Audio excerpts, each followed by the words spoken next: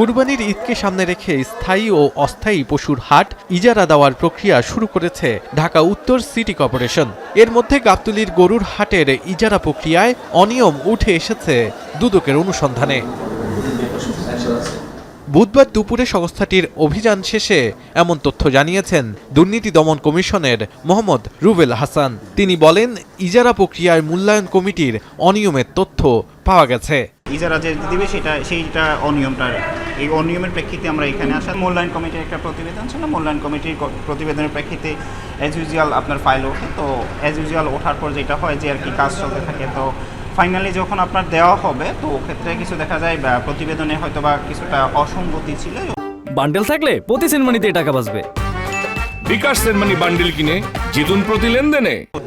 এই সময় ডিএনসিসির প্রশাসক অসঙ্গতির কথা স্বীকার করে বিষয়টি খতিয়ে দেখতে কমিটি গঠন করার কথা জানান। কমিটিতে ছিলেন তারা এটা ঠিকমতো পালন না করে মূল্যায়ন কমিটিতেও এটা না ধরা মানে এটা না উল্লেখ করার পরে কিভাবে আমার কাছে আসলো সেই বিষয়টি নিয়ে আমাকে জিজ্ঞেস করেছেন এবং আমিও তাদেরকে বলেছি এটা ইনভেস্টিগেট করার জন্য।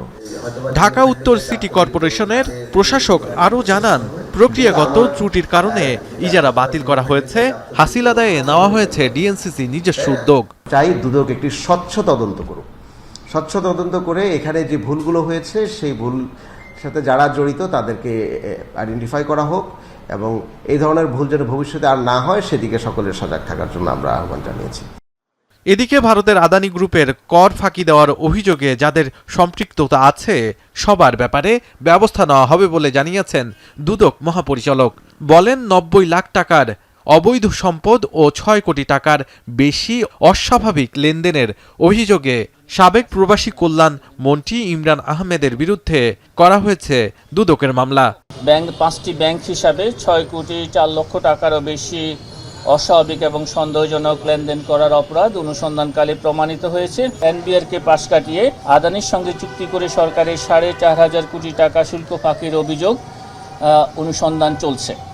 অন্যদিকে সাইমা ওয়াজেদ পুতুল, রেহানা সিদ্দিক, সজীব ওয়াজেদ জয়, রেদওয়ান মুজিব সিদ্দিক, আজমিনা সিদ্দিকের নামে থাকা বাড়িধারা খুলনা, গোপালগঞ্জের প্রায় ৬ কোটি টাকার প্লট ও জমি জব্দ এবং প্রশাসক নিয়োগের আদেশ দিয়েছে আদালত। দুর্নীতি দমন কমিশনের আবেদনের পরিপ্রেক্ষিতে এ আদেশ দেন আদালত। শাহাদাত অফরো, এখন ঢাকা।